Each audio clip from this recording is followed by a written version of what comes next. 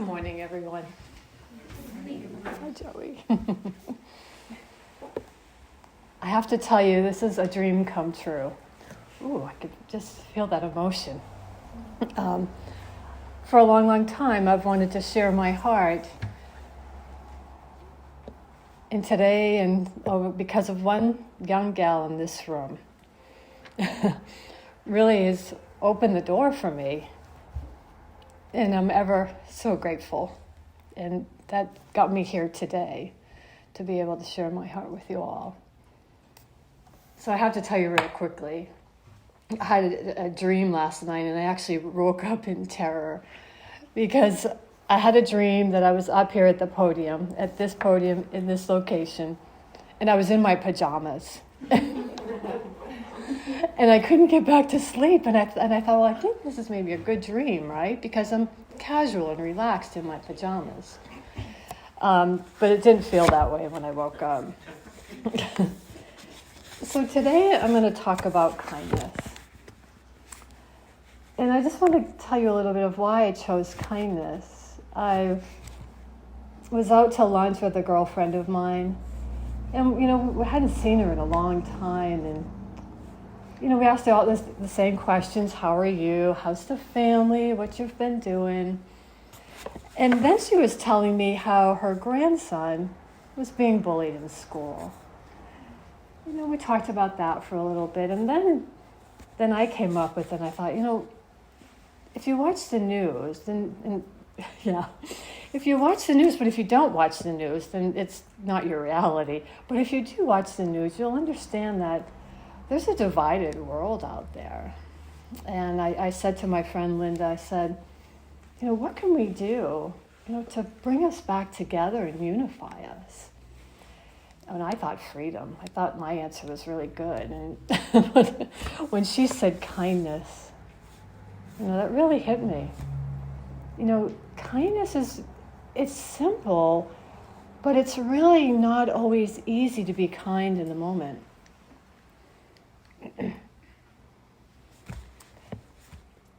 Wouldn't it be just wonderful if we could bring our communities together, our families together, and friends in something so simple as kindness?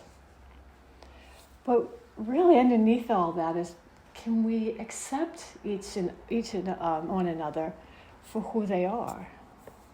Can we really, really do that in the moment? I've shared before that, we all want to be loved unconditionally. But can we give it? We come home, we have a bad day, we wake up and we're in a bad mood. And we expect the people around us, especially the ones that are near and dear to us, to love us unconditionally. But can we do it for them when they come home in the bad mood and they wake up on the wrong side of the bed? So that's the question. Can we really give unconditional love? Can we give this kindness that we so desire and compassion to others? Can we be kind to ourselves? Kindness and unconditional love doesn't come naturally to everybody. Some of us can have that compassion, we're just born with it and we can run with it. In others, it's something that we learn and cultivate. And we learn that over time with experience. We learn by observing, and we see how other people get treated and how we want to get treated. And then we can learn to see what works for us and how we can extend that kindness and compassion. Most of us didn't have parents that were enlightened and always encouraged us. A lot of us had parents that their level of consciousness probably didn't even know, especially when we're a younger age, is what unconditional love meant. They were more concerned about getting food on the table and paying the bills and paying the rent. But like our parents before us and their parents before them, they too are learning about life. We are learning that love is who we really are. Did you know that that's who we really are? That we are really just love? Sounds so simple. It isn't very easy though all the time, is it? You know, we are always doing our best, whether we know it or not. We always do our best with the information and the knowledge and the level of consciousness that we have in the moment. You know, in some situations, we might be totally aware of what's happening. But in situations perhaps where, like my friend Linda, her grandchild was being bullied, is she perhaps not always totally aware because she's frustrated, angry, and concerned? You know, maybe our best today is a 10. But tomorrow our best may be a 5, given the condition of our life in that moment. Did we wake up tired? Was our child up all night long? So let's remember that in each moment we are doing our best. And how do we know we're doing our best? Otherwise we would do it differently, wouldn't we? It's usually after the fact that we say, oh, why didn't I? But it's because we didn't have that information, that level of awareness at that moment in time. So what I'm doing here is I'm just building and showing you is how we can be kinder to people, kinder to ourselves, especially when, you know, maybe after this I thought, well, why didn't I say that? Well, how do I know I didn't say it? I didn't. It really cuts us off the hook. So what about the guy that's in traffic and he's racing around, he's running the red lights, he's, cutting people off. But what we don't realize is that his wife has just been in a bad car accident and he's running to the emergency room. But what we tell ourselves a story of he shouldn't do that. He shouldn't run the red light. He should slow down. He should be more careful. And we even go home. We tell our families, oh my God, this guy in the road, what an idiot. We call him names and we judge them perhaps. He almost killed me. But what was the reality? But that's our story, isn't it? We also criticize them. And whether we criticize them inwardly and outwardly, we're still criticizing them. We're not in our hearts. We're not in love. We're not in kindness.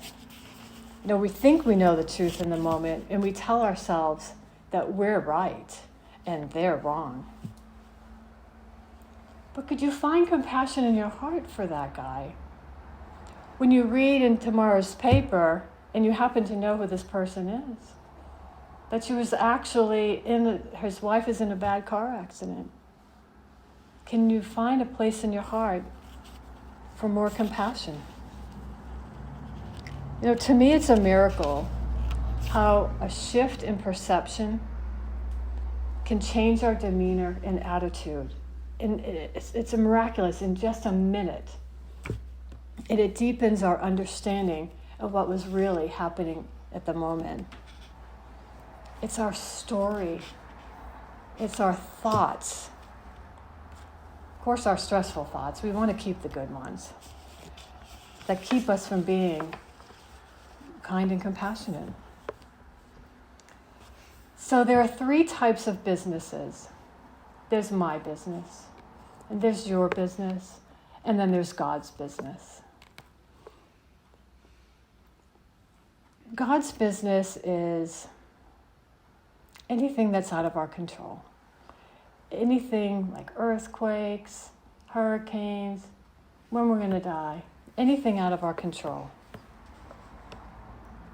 Well, I've been in my mother's passed now, but I was in my mother's business for probably most of my adult life, I hate to admit.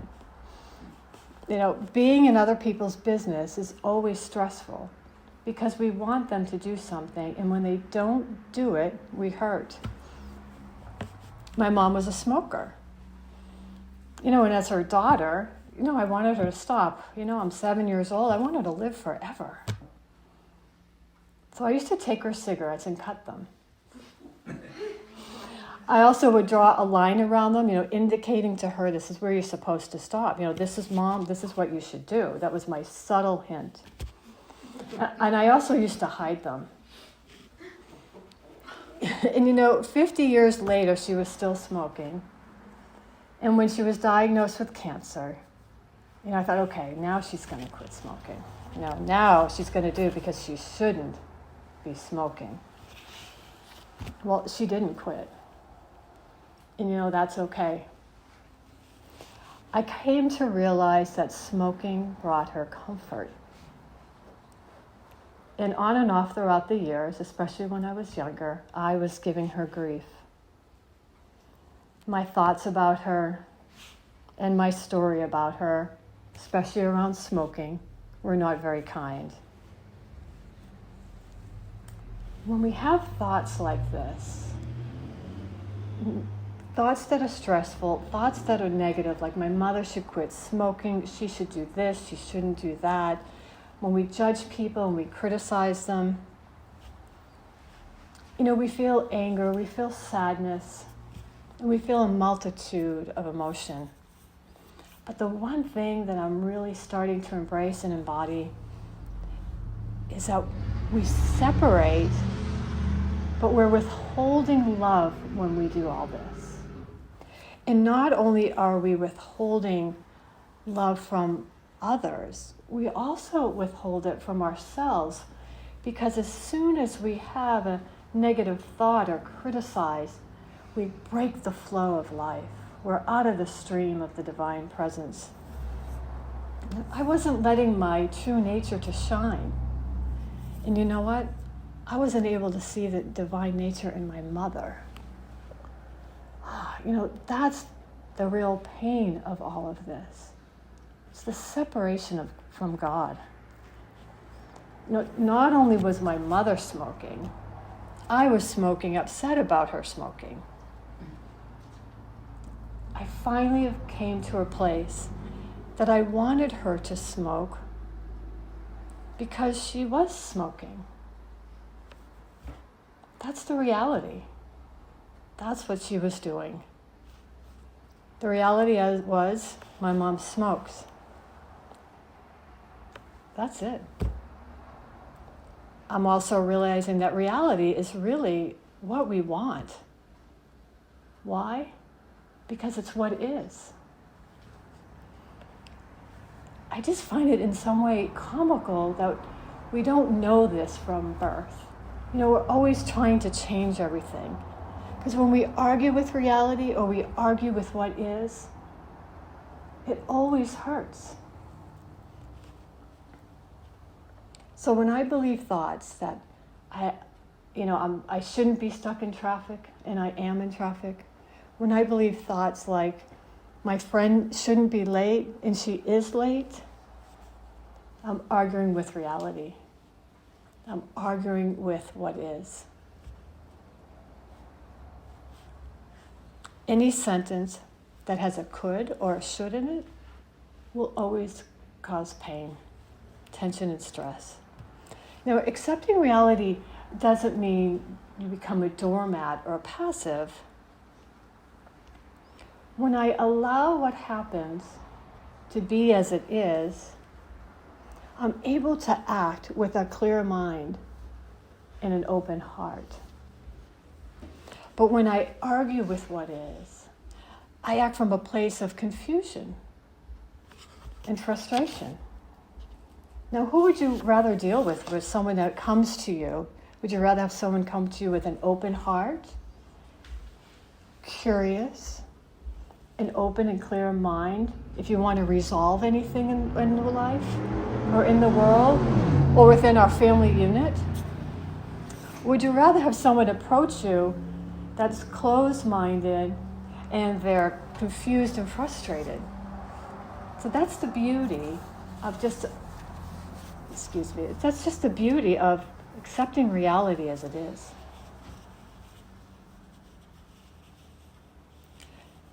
So is there somebody in your life whose behavior you deem wrong? Maybe someone who smokes too much, drinks too much, talks too much, or sleeps too much, or even eats too much, or maybe they don't eat enough. Could you accept that this behavior doesn't mean we condone the behavior or like the behavior, but can you accept that maybe this is part of their journey? Can you hold them in love and kindness instead of judgment and anger? Could it be possible that they are teaching you something? Something to think about, huh? So, have you ever had anyone give you the look? You know that look. Well, I'm Irish Scottish, and my mother used to give me the chin. It's like, oh, she's giving me the chin. I had lots of stories and thoughts about this chin. Like, what is that chin? She's giving us the chin. But the look that your partner gives you, or a friend gives you, or anyone in your life, we really have no idea what that means. In that moment in time when they're talking to us, maybe they just had a thought or remembered. And I, for example, was reminding them of their sister. But the reality was, they didn't even see me. They had a thought, and they reacted to the thought. How about this one? Have you ever been toned? Do you know what toned is? Tone when somebody, raises their voice, and in my opinion, it's not necessarily they need to do it. It's like, and when they do tone, it feels like they're right and I'm wrong.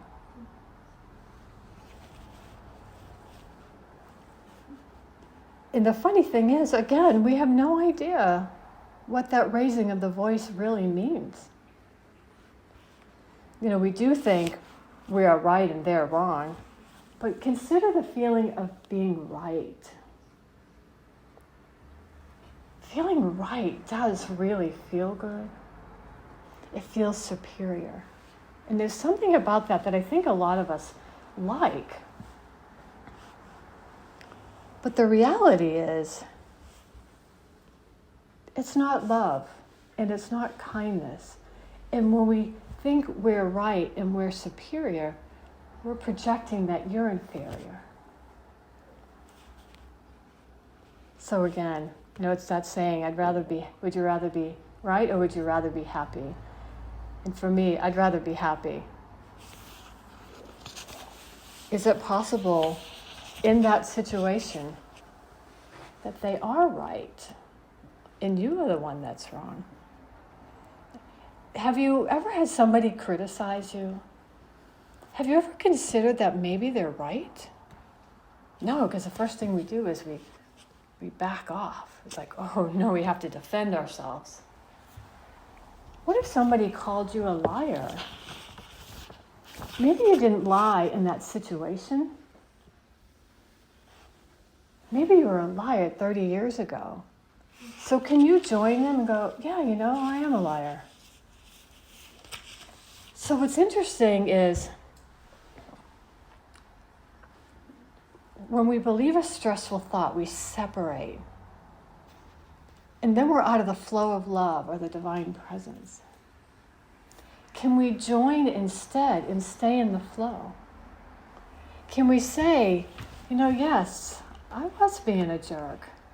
Can we really just take that in? And then if you notice, you're still in the flow. Ponder that one. The funny thing is the other person doesn't even see us. Again, they hear that thought and they react to the thought. Oftentimes when we inquire and we look more closely, we realize what we thought happened really didn't happen. Don't you think this right and wrong game has been going on long enough? How can we know what's best for others when oftentimes we don't even know what's best for ourselves? So hurt feelings, suffering, discomfort of any kind can never, ever be caused by another person. No one outside of us can hurt us. I am the only one who can hurt me. And we hurt ourselves by believing these stressful thoughts. Most of us think it's the external conditions that cause our suffering. It's not. It's our stressful thoughts. It's our stressful thoughts about our friends, our family. It's our stressful thoughts about our boss and the traffic. Our stressful thoughts about work that cause all the suffering. We're in traffic and we think we shouldn't be. That's stressful. But the reality is we're in traffic. Can we allow our parents and our friends, our spouses, and those we love around us to be who they are? Can we truly accept others the way that we want to be accepted? Can we do to others? Can we do unto others as we would have those do unto us? So I've discussed compassion and kindness to others. Well, what about ourselves? Can we be kind to ourselves? What about being kind to our bodies? Our bodies too don't cause suffering. That's an interesting one. It's our thoughts about our body. We sprain our ankle, right, and we're a runner, and we think we should be running. What's the reality? We should be home at rest. I remember a story that I read that a woman was in a hospital, and it's the woman, Byron Katie, who I've studied and embodied and embraced. And the woman in the hospital had one leg that was swollen up and really big, and her other leg was normal size. And the woman was all upset. And they call her Katie for short. So Katie said to her, "You're just confused. You're suffering from the belief that the big leg should be like the other leg." Yeah, sit with that when you go home. So are we nurturing our bodies? Do we love and appreciate our bodies and the multitude of functions it performs? It's just miraculous what our bodies do. Despite all the things that happen in our life, our bodies are there for us. Can we thank ourselves every day for being in service to us? Or are we pushing ourselves when we really need to be resting? Are we saying yes when we really mean no? Did you know that the body follows the mind? It responds to our thoughts. So what thoughts are you sending your body? When it comes to healing a body, what do you think a body would heal better? When it's calm and relaxed, or stressed and tense? So it's little simple wisdom that we often don't contemplate. So can we open our hearts?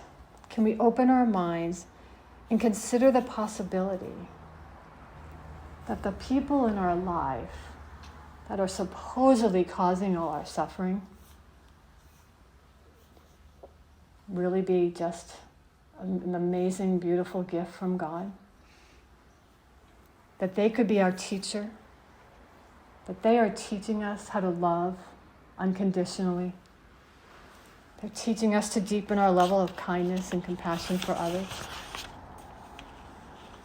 Jesus told us to know ourselves. Do we have the courage to do this? Can we really admit that I'm the manipulator, that I'm the liar? It's not easy, but I'll tell you, when you do it, The gem that's there is just amazing. Michael Jackson had it right. It does start with the man in the mirror to make that change. The good thing about this, and this is really good news that it's all up to us, and it's really just such a relief, is that we can stop trying to change others. We can stop trying to change situations. We just can't do it no matter how hard we try. But can we be open and curious about ourselves enough to discover the hidden gem that's waiting for us to rediscover who and what we truly are? Now, I have a little exercise that I'd like to do with you that we can have to make more compassion in the world. You don't have to do anything, you just sit in their seat. But before I do that, do you guys have any questions? Okay, good. So this exercise is called the compassion exercise. And about 21 years ago, I took a class, and it's from a company called Stars Edge International. It's called the compassion exercise. And it's honesty with yourself leads to compassion for others. The objective is to increase the amount of compassion in the world, and the expected result is a personal sense of peace. So I'm going to describe what I'm going to do, and then we'll do it, okay? So I'd like you to put your attention on somebody in your life that you haven't forgiven, somebody in your life that you might have a charge on, that maybe you're feeling frustrated or angry or wish they were doing things differently than they are. And I want you to hold them in your awareness. So the next step, what we're going to do before I start it, is that I'm going to say something out loud, and I want you to repeat it to yourself, okay? And there's 5 of these, and I don't want you to count the 5, but I will tell you when the exercise is over, okay? Everybody ready? Well, I'm going to take a minute and think of someone.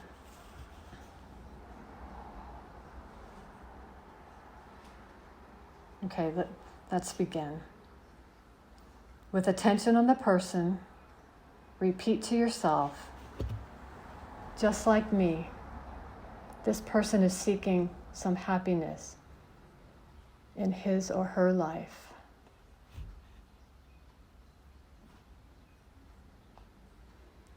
With attention on the person, repeat to yourself, just like me, this person is trying to avoid suffering in his or her life. With attention on the person, repeat to yourself, just like me, this person is knowing sadness, loneliness, and despair.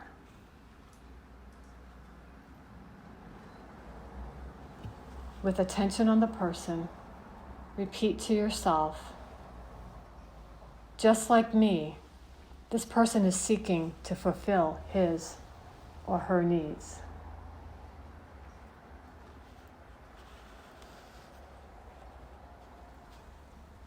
With attention on the person, repeat to yourself, just like me, this person is learning about life.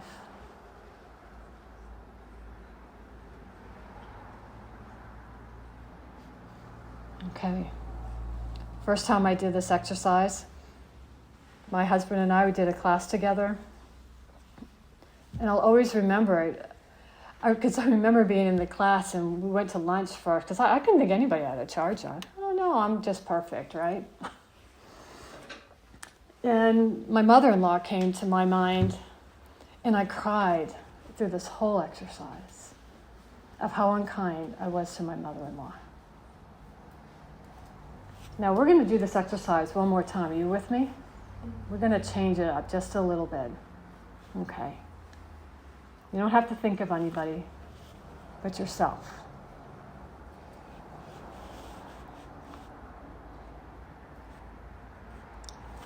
Oops, I forgot how it went. Let me see. Okay.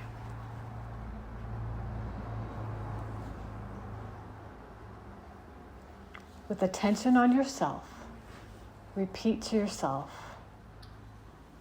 just like others, I am seeking some happiness in my life.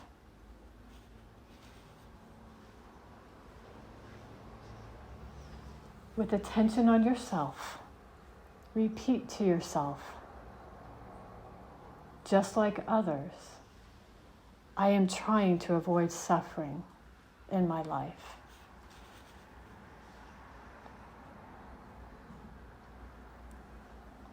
With attention on yourself, repeat to yourself, just like others, I've known sadness, loneliness, and despair.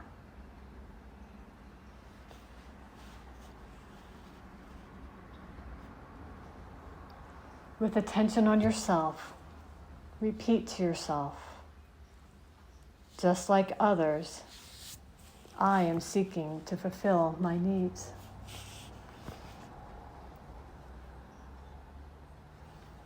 With attention on yourself, repeat to yourself, just like others, I am learning about life too.